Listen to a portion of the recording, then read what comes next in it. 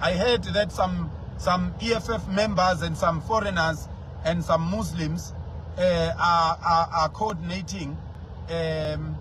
Actually, it's the Israelis that are here in South Africa. They are coordinating a counter march. Don't. My advice to those that are organizing a counter march, be smart. Just don't. This is bigger than everybody. You can't stop it. We are not going to break anything. We are not going to ban the country. We are not going to hurt anyone. But don't stand in our way.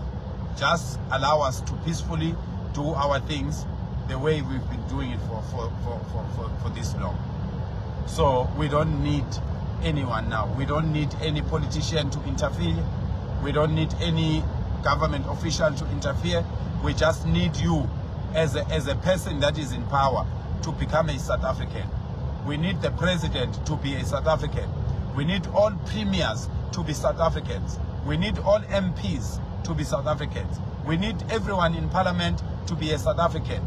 And we need to stand together, stand on the same ground, on the same side, and face the problem. And then everything is going to be okay. We've never called for anybody to come down or to be removed from his position. So there is no need for anyone to stand against us.